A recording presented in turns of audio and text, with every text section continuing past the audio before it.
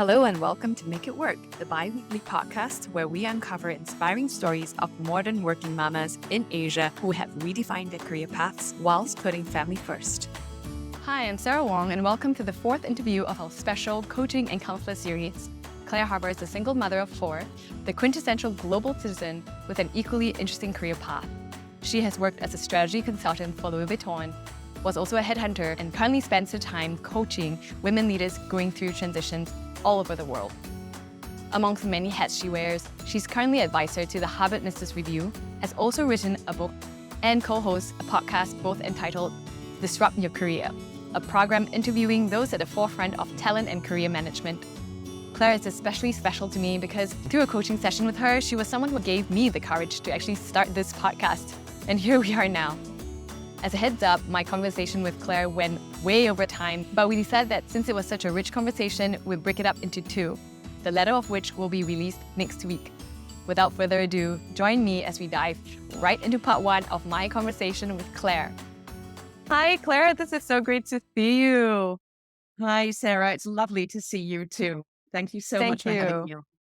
Thank you for coming on. Well, if you could, please tell us about your story, where you are, where you've been to be where you are today. We'd love to have listeners get a taste of the magnificent Claire.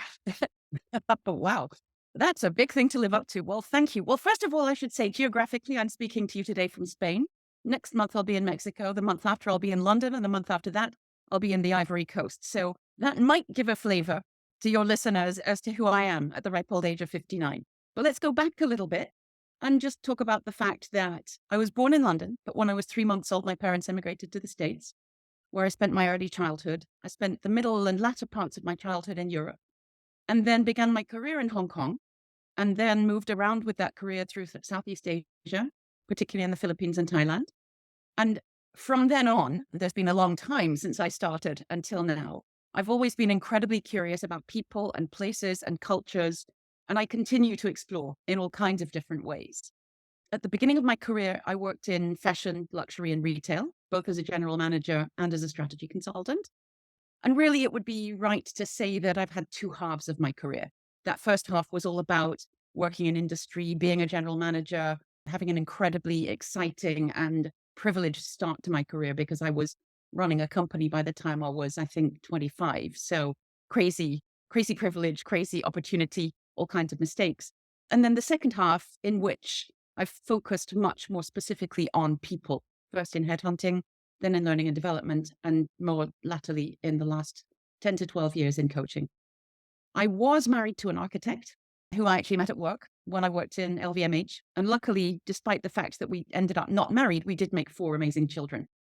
But I've been divorced since they were 3, 5, 7, and 9, which has made for an interesting journey. The divorce was not my choice, but in fact, with hindsight, which came very quickly, I'm rather glad it happened. I didn't marry the right man, but we made wonderful children, so no regrets. But an interesting journey, that's for sure. So that journey has contained an awful lot of juggling, an awful lot of compromise, many great surprises. And here I am, still alive, still happy, 4 children. So it can be done. Amazing. Well, Claire, maybe bring us back to the time when you were a young mom and with your 3, 4 kids, then you were also going through a lot of transition personally and professionally. Talk a little bit about how that change started to take root from wanting to go into corporate and slowly moving out into people work and doing what you're doing today, which is coaching. So I guess I would look at this as several stages, really. I think, when I had my first child, Grace, I was working as a strategy consultant. I was traveling probably 330 days a year, which was my choice. I'd done a very nice deal with my employer to get the clients to pay for my husband to join me wherever I was rather than me go home. So we had this amazing lifestyle of just, doing amazing things, extraordinary things in wonderful places. Wow. Obviously, that had to stop once we had a baby. So that was really the first time that I forced to stop and think about who am I? What does work really mean to me? And what can I make of that, both in psychological and emotional terms, but also practical ones? It was very obvious right from the beginning that having a baby would put a stop to that kind of lifestyle. But I didn't immediately stop the job. I struggled a lot with my identity. I think I was somebody who had grown up in an environment and perpetuated an environment in which a person equaled their work. I loved my work. So it was very easy to stay in that sort of paradox of being what my job was. And I struggled Right. with that for a long time. But, I managed. And there were definitely interesting times where I had to figure out how I fitted in with the rest of the world. I didn't want to become a stay-at-home mom, though actually I did have a brief period of postnatal depression. So I did stay at home a little longer than planned with that first child. Yeah. But I guess in terms of the way my work shifted, I first of all found practical solutions, which were started by ceasing being a strategy consultant and looking for the next closest thing that didn't involve so much travel, which was sort of top level executive search. And that was a fairly easy transition in the sense that lots of people do it. And I was introduced in the right places and was able to do that. But I guess beyond that was where it got more complicated because I made an okay choice in terms of the activity. I was very good at headhunting and loved doing it. But um, more significantly, I chose the wrong kind of environment. I chose this very sort of straight and structured firm that loved very traditional people. And honestly, I think I acted my way into there. And that's a big, flashing light for people who are thinking about where they want to go. I knew that I Mm. could look and sound and talk and pretend to think like the people who were working there. And that's what I did because I thought I wanted to work there. And of course, sooner or later that became evident from both sides that it wasn't really a great fit. I do want to point out that the far bigger change actually was once I found myself with 4 children who were small and alone. The whole challenge suddenly went on every kind of steroids that you can imagine and Mm. became, really pretty meaty in terms of Yeah. figuring out, how do I make a living? Because actually, by the time I'd had children 3 and 4, I had stopped working. By this time, we were living in another country. We were living in France. And so I had to figure out how do I get back into the world of work, all the while having 4 young children. But there were a load of compromises that involved not leaving the city we were living in, compromises that involved figuring out what I wanted to do and how that was realistically compatible with my conditions. And one of the things I learned very early on was whatever your context, try to figure out the client relationships that you want to have that are going to make the way you actually live possible. And that sounds a bit utopian, right? But it doesn't have to be. I was very lucky. I did find work fairly shortly after finding myself alone with the children. Mhm. But what I did was be very, very frank upfront. And I would tell both my employer and colleagues and the clients that I worked with, listen, I'm sitting at a desk in my own home. There are small children around. They might make noise. They might come and ask me for something. And I would treat that not as something that I would need to ask permission for, but which I was politely explaining. And of Mm. course, even that I'm 59 today, this was not during COVID. This was No. way back in 2005. So it took courage, it took confidence. Like most habits, it became easier and easier to explain that rather than to ask permission for it. Because it opens the field so much larger. If you assume that you can do it, but it will be imperfect, and that imperfection is okay, then there's a lot that can be done. I should also add, some people used to ask me at the time, how do you do it? And the honest answer is I shouted a lot more than I should have done, and I probably drank a bit too much wine. But, again, we're all still alive, but also because you can, and because in the end, you do it with whatever imperfections show up as well. Mm. Yeah. Well, Claire, I want to dig a little bit into what you mentioned earlier, where you grew up in an environment where you are essentially your work. Was that something that was a result of your family or society? And how did that change along the way? I feel like I'm in such a society and I grew up in such a, So, yeah, I mean, yeah, I know you're looking at a white face from Europe. So you might think, well, but it's Asian families who have that kind of thing. And yes, it is. And I certainly encounter that more in my work with Asian women than I do with, and Latin American. But I would guess in my case, I grew up in a family where my immediate family, my parents were both very hardworking, somewhat successful professionals who placed a lot of store in what they were achieving. And I think I was lucky in that I was smart academically, so I could adhere to those sorts of values that were around me and my family. My dad was a physicist. He worked in Princeton along with all kinds of very big names. He wasn't necessarily a big name himself, but again, he was striving. So the emulation of you do well and it takes you places was always there. The reality is that I didn't find it pressure. I didn't experience it as one. So because there was sort of this assumption that you're smart, so, you should be able to get into Cambridge was a definite assumption, Cambridge, not Oxford, not least because by then we lived near Oxford and going to university just down the road wasn't exciting. But, you do well, you take that exam, you get in, and then you figure out what you want to do. And that wasn't unappealing to me. So because I managed to pull it off practically and academically, then I have to say it never felt like a pressure.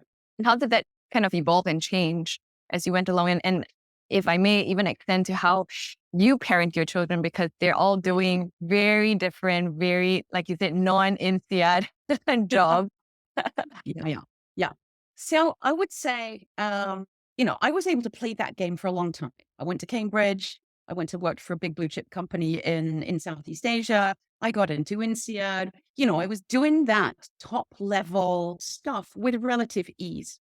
So for all that time, then I could do it. I could manage it easily. What I found little by little was that just because I could do it wasn't a reason to choose to do it. And I think that's a big distinction. It was that question of figuring out the why behind what I was doing. So yeah, I could work for a big company, get promoted, become a general manager, go into strategy consulting, become a project manager, travel all over the world, stay in fancy hotels, work with CEOs. But what I realized little by little was that I didn't particularly like the structures of corporate life. I could play very well in it, but I discovered little by little that I didn't want to be in it. And that came with time. Funnily enough, I looked back at letters that I used to send home during those years of study and early career, and all the signs were there. I was complaining and grumping about, this idiot or that system or why don't they do it this way? Even then, but I wasn't listening to it internally. So I guess I probably just showed up as a grumpy, arrogant young person rather than somebody who was reflecting deeply and doing her inner work, because I wasn't. So by the time I guess that I had that first child and then the second one, then I was definitely questioning everything. And actually, by the time I had Georgia, who's my second daughter, we had moved to the countryside in France. We were looking at different ways of working freelance, not doing, so much, not being under the pressure of living in a city and all that kind of thing. And that's really, I guess, one of the big pivots. And from then on, I've never had a corporate job. And that suited me just fine. I still work with CEOs of Fortune 500 companies and C-suites. So I know and understand that environment, but I'm phenomenally happy not to be inside it. Now, as to how I parent my own children and how that aspiration plays out in different ways, again, if we could invite them here, they'd probably all say something fairly similar to what I'm going to say. But of course, there's a mom-child thing too. But I guess in the end, what happened was I was incredibly lucky in that I had these 4 children and they had lots of character, lots of interests. The reality was I was raising them alone in a city where my resources were somewhat limited. And so what tended to happen was that when the first child developed an interest, then the others had to follow. Because in France, Wednesday afternoons are activity afternoons. They're not school. But you have 4 children, you're one mom with one car or one set of legs. You can't take 4 children to 4 different activities. You take them all to the same one. So this curious thing happened. Grace, the oldest, was a kid who asked to do ballet classes when she was very young. I think that came from her grandmother reading her stories about little Angelina Ballerina, the mouse. But we don't really know. But she started very young and she was very good. And so by the time she was 7 and all the other kids were either trailing along and doing ballet classes or swinging on the bars while watching others doing ballet classes because of those constraints, then what I could begin to see was that if she wanted to, she could become a professional dancer. And while that wasn't necessarily my sole aspiration for her, it was what was becoming very evident was going to be likely. And so as I had teachers and other people saying, she should go to National Ballet School and she can be a dancer wherever she wants in the world, then that opened up my mind to the possibility that this child might not go to Cambridge and INSEAD and work in business. Oh, And that was a huge liberation because, my first feeling was, resistance. Good grief. Is there any other way of being successful? And then, yes, tell us. then I was forced to face the fact that, of course, there were many, many ways of being successful. And so I'm very thankful to her for having broken that mold in me long before she actually caused a need for it, because she didn't actually go away to National Ballet School till she was 15, but she started working when she was 17.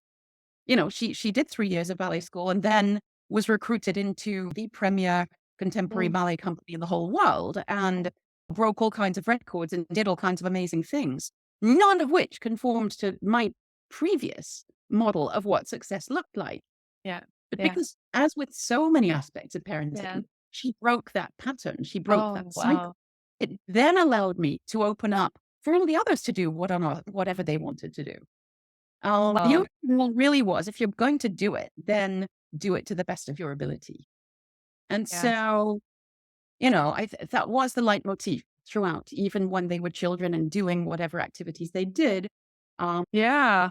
Wow, this was very insightful, Claire, about how you were, in a way, reverse parented through your first child because of her interest in dancing, make you wonder about what were your inhibitions about her pursuing it to the nth level.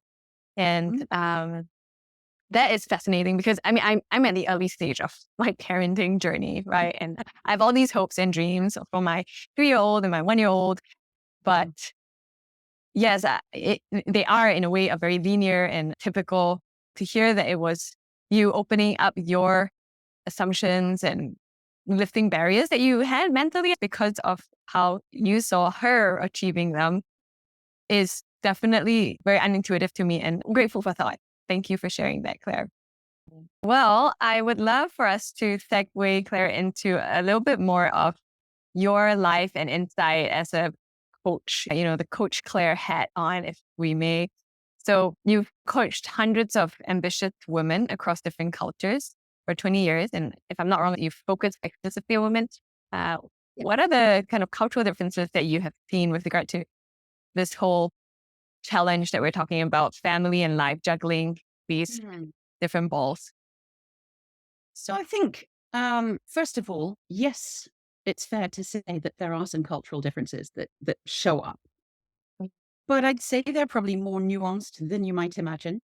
And, it would be ludicrous in the end to say an Asian woman does this and a non-Asian woman does that. It's really not.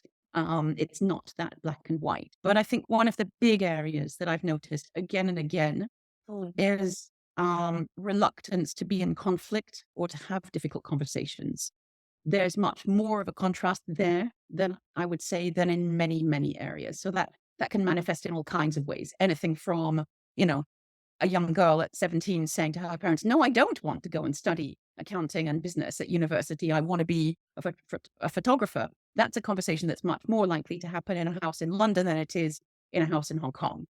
But it carries through, and it carries through in work and in family and in all kinds of things. So what that tends to mean is that things get left unsaid, and there's more room for, quiet unhappiness or discontent. And that can lead to all kinds of problems as a result. Quiet discontent is a pretty bad way to find oneself, but it's common. There's often a big contrast in the sense of how much agency one has in creating one's own destiny. So I'm guessing, maybe I'm wrong, that even in a place like Singapore, there are lots of children's books that say things like, girls can do whatever they want.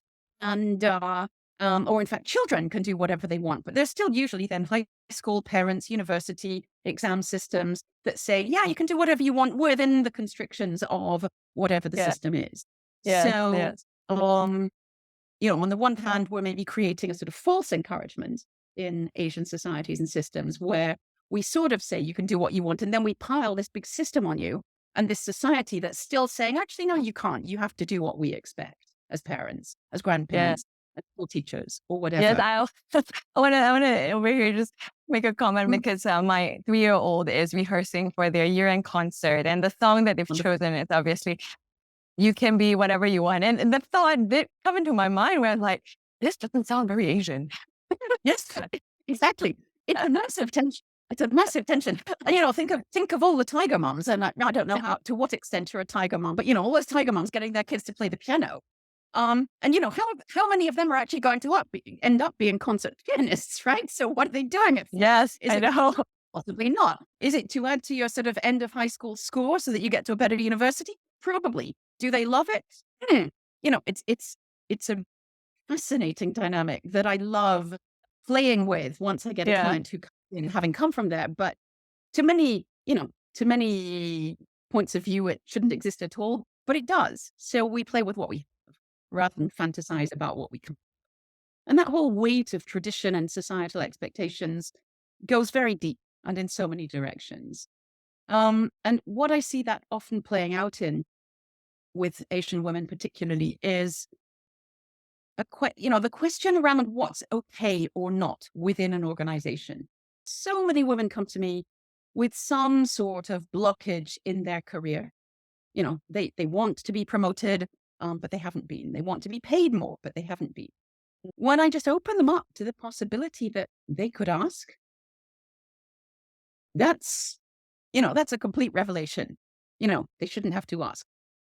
Asking would be unseemly. So this possibility of asking for what we need, what we want, what we desire, what we dream of, what would make us more comfortable is something that I see again and again as not being automatic, not being assumed amongst most of the Asian women clients that I work with.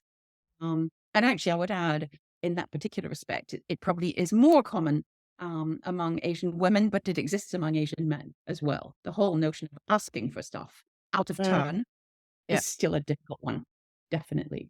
I agree. I mean, I've had my chance living in the US for 5 years, and I was definitely quite affronted at the start, I guess, of how upfront people would be about advocating for themselves. Even this term was something that I had to learn.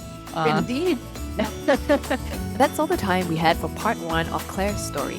I hope you've learned some good lessons like I did about being reminded that we are much more than what we do for work and how important it is to learn to ask aloud for what we need from a position of confidence rather than fear. Stay tuned for part 2 where Claire shares inspiring stories from women she's coached and bonus practical exercises to help you find your true priorities. See you next week on Make It Work.